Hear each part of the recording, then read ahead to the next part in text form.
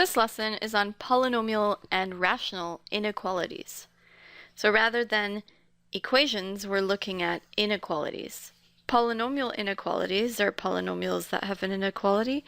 Rational inequalities are rational expressions in inequalities.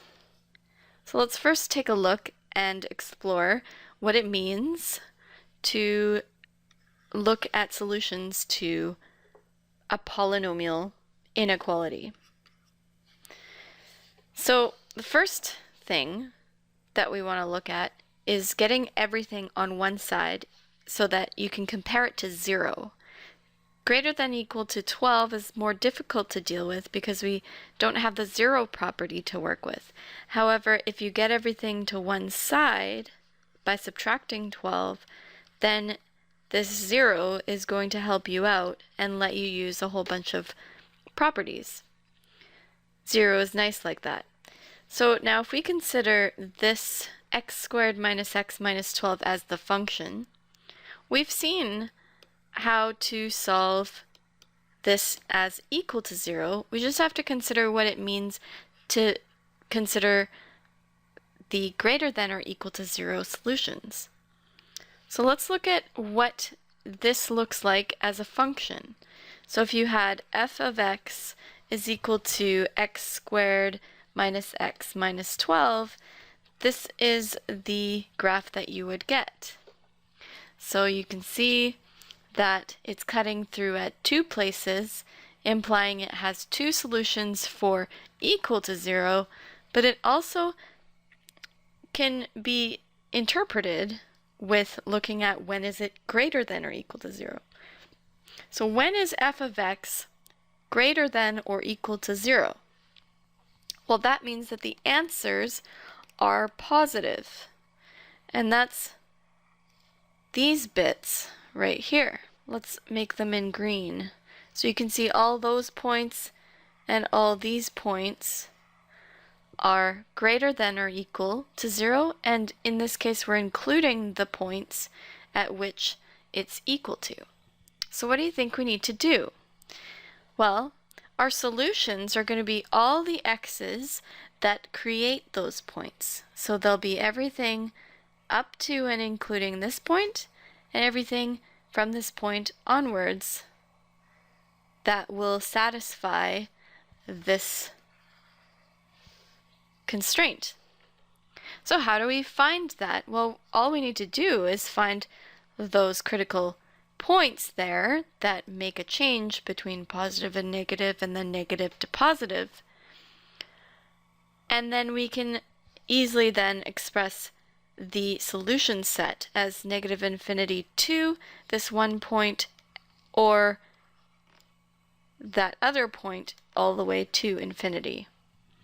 So we need to find those points. So one approach without graphing is to find the points that equal to 0, and we have a few different methods for that, one of them which is factoring. So if you can find the points at which it equals 0, and you don't need a graph, then you can consider the intervals. So you can draw yourself a number line and figure out the points and consider each point and see which ones satisfy or don't satisfy. So let's try that approach as well, because it's not clear as to which points these are. So can you factor x squared minus x minus 12? Well, the product is negative 12, the sum is negative 1. So we need two numbers so that they multiply to 12 and have a difference of 1, which is 4 and 3. So that'll be negative 4 plus 3. So this gives us x equal to 4 or 3. So this makes sense actually. That's a 4 or negative 3, sorry. Negative 3 right there. So if we didn't have the graph, we could just find these points, plot them, say here's 4 somewhere and here's negative 3 somewhere. As long as they're in the right order, scaling doesn't really matter.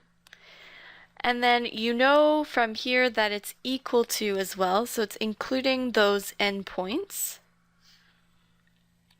And then you just have to test the regions.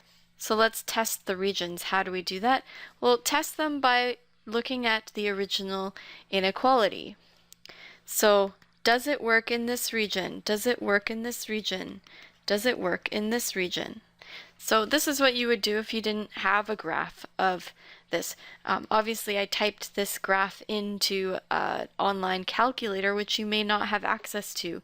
So it's nice to have this ability as well. So I'm going to test the points. And now, what would I do to test the points? Well, I don't want to choose the -3, but I want to choose something in less than -3 in this region, right? The test points come from the equal to 0, and those create your regions to test. So in this region, I could, for example, pick -4. See if that works. If that one works, then the rest of them should also work. So let's try and plug that in. -4 squared minus -4. Is that greater than or equal to 12? Well, that would be 16 plus 4, which is 20, and it is greater than or equal to 12. So that means that all this, including this point, will satisfy. Let's test a point in here. So let's choose 0. 0 is a nice easy point to plug in. 0 squared minus 0, is that greater than or equal to 12? No, it's not. 0 is not greater than or equal to 12. So it doesn't work. Since it fails, we can't shade it in. It's not part of our solution. And last but not least, the last region, we could pick a 5. So 5 squared minus 5, is that greater than or equal to 12? 25 minus 5 is also 20, and it works. So we're including the 4 as well as everything greater than the 4. So that lets us write it in interval notation. This is the graph, and this is the interval notation. That represents the solution points. It represents all the possible x values that could be plugged in here so that they work.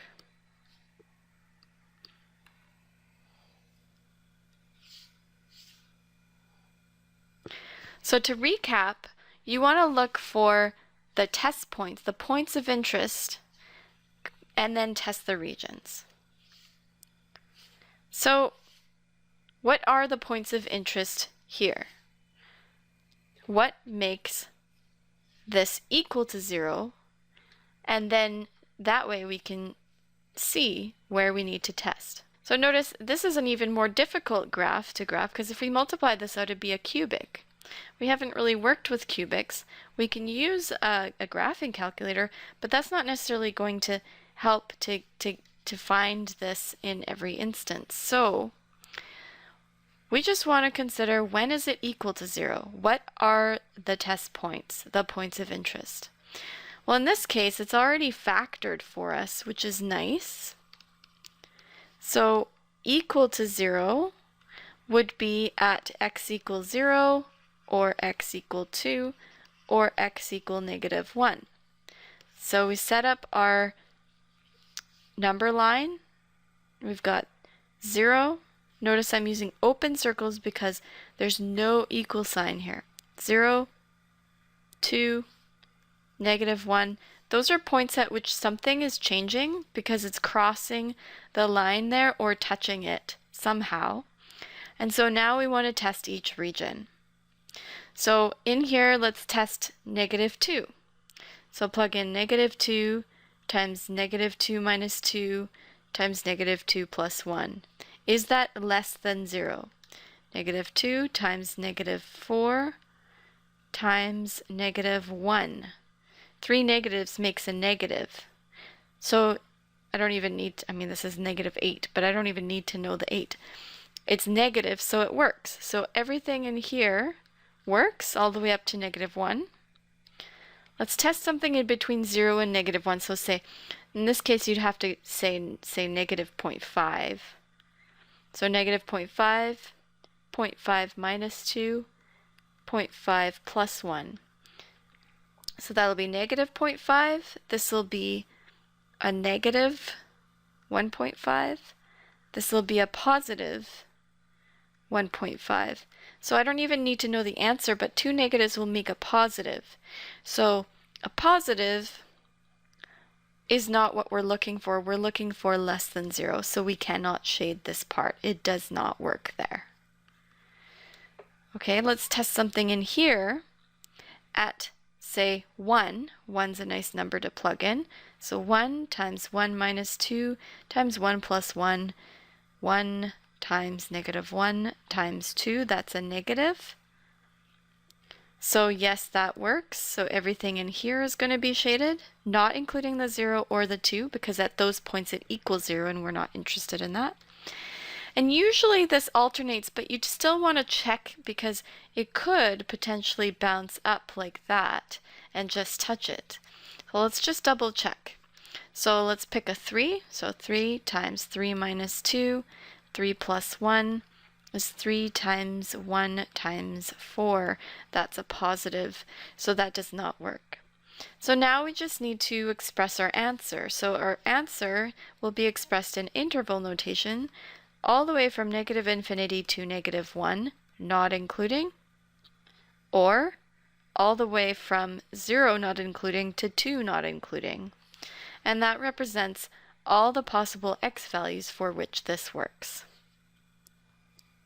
So let's just go back to the graphing calculator, the Desmos graphing calculator, and we just typed in the, I just typed in the equation that we had, the function, x times x minus 2 times x plus 1, and you can see what it actually looks like here. And you can see our question was, when is it less than 0? And the less than 0 part was less than up to negative 2, and then from 0 to 2. Sorry, negative 1. Everything up to negative 1, the scale is a little different, and then from 0 to 2. So you can see that this describes it accurately. Let's continue with one more polynomial inequality. So in general, you want to first make sure that it's set to 0. Right? If it's not, solve it so that it is. Next, find points of interest. So that would be points that make it equal to 0. And then test your regions. So let's take a look at this one here. So here we've got 3x squared minus 6x plus 2. So we need it in factored form in order to consider it being equal to 0. So when is this equal to 0? Is it factorable? Remember, if it's not factorable, we can always use the quadratic formula. But let's see if it is. So the product is 6 and the sum is negative 6. So you'd have 1 times 6 or 2 times 3, but neither of those add to 6. So it's non-factorable. Therefore, we need to use the quadratic formula or complete the square. So we'd have negative b plus minus b squared minus 4ac over 2a. So you'd have 6 plus or minus 36 minus 12 times 2, which is 24 over 6. So we've got 6 plus or minus root 12. And 12 will simplify a little bit. 6 plus or minus. So 12 is 2 times 2 times 3. So that'll be 2 root 3 over 6. If we take out a common factor, we'll have 3 plus or minus root 3 over 6, which will cancel there to be 3. So we have 3 plus root 3 over 3 as one point, and 3 minus root 3 over 3 as the other point. Now we can approximate those, but those are our only points. We will need to approximate them if we want to consider them. They are closed circles, including points, because of the equal sign. The plus one will be larger. The minus one will be smaller. But in order to test them, we do need to know their approximation. So let's calculate that. 3 minus root 3 divided by 3 will be approximately 0.42. And this one will be approximately 1.57. So in this region, I would like to test, say, 0, because that's less than that. So let's plug in 0. 3 times 0 squared minus 6 times 0 plus 2. Is that less than or equal to 0? So that'll be 0 minus 0 plus 2. 2 less than or equal to 0. No, it fails there. It does not work. So we don't shade. In here, what's a number between there? Well, 1 is a nice number there. So 3 times 1 squared minus 6 times 1 plus 2. So that'll be 3 minus 6 plus 2 is negative 3 plus 2 is negative 1. Yes, that is less than 0, so everything in there will work. And then now we just want to double check something bigger than this number, which will be, say, 2. So 3 times 2 squared minus 6 times 2 plus 2. 3 times 4, 12 minus 12 is 0 plus 2. It'll be positive, so that doesn't work either. So essentially everything in between those two will satisfy the conditions. So in interval notation, if you want to be precise, you can write it as 3 minus root 3 over 3 all the way to 3 plus root 3 over 3, both including.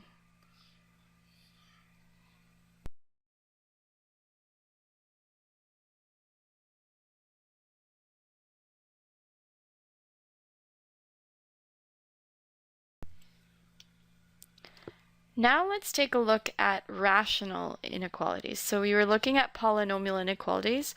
Those always have the points of change at when it equals to 0. With these, it's also good to look at equals to 0 as well, but we also always have to consider the denominator. So if you have a denominator in your rational inequality, you always have to consider, when does this equal 0? Because that is going to be a point of interest. There's something happening there, and it could potentially be a change in sign. So, however, we also can consider what this means. So this is something squared. We know that this is always positive. And so is this. This is always positive because it's a fourth power. So basically, we know that x cannot be 0 for sure. However, all the other possibilities are always greater than or equal to 0 because they're positive. Positive and positive make positive. So this special case, you can actually save some work. Normally, you want to bring it all over and make it equal 0, but in this case, you can see that because this is always positive, so because it's greater than or equal to 0 for sure, not equal to 0. So it's always going to be, of course, greater than negative 1, right? If all our answers are always here, then they for sure are going to satisfy this. Therefore, the only restriction here is 0, so our solutions are all real numbers except for 0. You could also write it as negative infinity to 0 or 0 to infinity. However, they're not always that simple to work with. In this case, these could be both positive or negative, and this is less than 3, so there's no way of us to really be sure. However, we are sure of one thing. We know that x cannot equal negative 2, so that is one point we're going to have to make sure is on our test radar here. The other thing is we want to consider it to 0. So we want to bring everything to one side. X minus 1 over x plus 2 minus 3 less than or equal to 0. That's always our first step. 0 is the magic number. It helps you find things out. Now to do this, we need a single expression, so we need a common denominator. So that'll be x plus 2, but if we do that here, we also need it here. So let's combine it all together. We'll have x minus 1 minus 3 times x plus 2. Remember to take that negative in with you. So that's x minus 1 minus 3x minus 6 over x plus 2. And that simplifies to 1 minus 3 will be negative 2x, and negative 1 minus 6 is negative 7 over x plus 2. So now we need to consider the possible test points for this. So that comes from when the numerator is 0 and also when the denominator is 0. So basically you're testing when is the numerator and the denominator 0. So the numerator is 0 when negative 2x equals 7 and x equals 7 over negative 2. And the denominator is 0 when x is negative 2. So we want to look at both of these points of interest and plot them. So 7 over 2 is 3.5, so that'll be negative 3.5, and a negative 2, say, is here. Now, always watch your endpoints. So make sure you check and look into them. The negative 2 cannot equal there, so it has to be open. Whereas the negative 3.5, if this was 7 over 2 here, and we plugged it in, it would equal 0, so it would satisfy it, so it's including that point. So make sure you watch your endpoints. So now let's test all of these regions and see where this is true. So I like to test it from the beginning, just in case if there were any calculation errors, at least you're testing the right equation. So negative 3.5, let's try negative 4. So negative 4 minus 1 over negative 4 plus 2, is that less than or equal to 3? So that's negative 5 over negative 2. So that's 5 over 2. That's 2.5, which is less than 3. So it works all in here. In here, we could try, say, negative 3.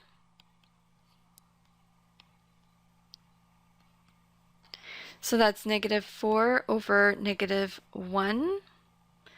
So that's 4, which is not less than 3, so it does not work there. And test this point, let's say 0. So 0 minus 1, 0 plus 2, which will be negative 1/2. And negative 1/2 is less than or equal to 3. So this gives us a final answer of everything from negative infinity to negative 3.5, including, or negative 2 all the way to infinity with excluding the negative 2. So you want to check for points of interest and watch your endpoints. Let's try another one here. Solve the inequality, graph the solution set, that's the number line graph, and answer in interval notation. So again, we want to do the same thing, get it to 0. So x over x plus 2 minus 2x over 1 greater than 0. Let's get a common denominator. So that's x minus 2x times x plus 2 over x plus 2 greater than 0. So we want to think of when is the denominator 0, when is the numerator 0. Those are all the things we're looking for. So in order to look at the numerator, we still need to play with it a bit. So x minus 2x squared minus 4x. So you're distributing the negative 2x. And so because we have a square up here, we definitely want to factor it, but we can still combine like terms. So we've got negative 2x squared minus 4 plus 1x, which is negative 3x all over x plus 2 greater than 0. So the numerator provides us with some interesting points, and that we should factor in order to consider when is this 0. So if we factor out the x, we get negative 2x minus 3, like that. We could factor the negative out as well. That would be plus 2 plus 3. So x is either 0 or x is negative 3 over 2 when you solve this other part. So we have this point to test, this point to test, and the denominator also gives us a point to test, and that's when is x plus 2 equal to 0? Well, that's when x is negative 2. Notice, watch your endpoints. It cannot include that. And also because there's no equal sign, it cannot include. So these are all open. So let's line those up in order. No specific, you don't need to set up a scale or anything. So here's 0, negative 3/2, which is 1.5, and negative 2. So we need to test all these regions. So here we want to test a negative 3. Negative 3 over negative 3 plus 2 will be negative 3 over negative 1, which is 3. Is that greater than 2 times negative 3? So is 3 greater than negative 6? Yes, it is. So all of that will work. Now what's between negative 2 and negative 1.5? Well, here you'd need to test negative 1.75. So I'm going to do that on my calculator. So negative 1.75 divided by, in brackets, negative 1.75 plus 2. That gives me negative 7, and the other one is 2 times negative 1.75 will be negative 3.5. So is that one bigger than that one? Negative 7 bigger than negative 3.5? No, it's not. It's the other way around. So there is nothing there. And 1 is actually, negative 1 is a good thing to choose here. Try and pick as easy number as you possibly can. So that's negative 1 over 1 greater than negative 2. So is negative 1 greater than negative 2? Yes, it is. So you'll notice there is an alternating pattern here. And finally, let's test a point here. So let's say 1. 1 over 1 plus 2 greater than 2 times 1. Is this true? 1/3 greater than 2? No, it's not. So this number line provides us a nice set of solutions. So everything all the way up to negative 2, or everything between negative 3/2 and 0. So if you'd like to graph this on Desmos, you could graph this function here and check to see where the positive parts are.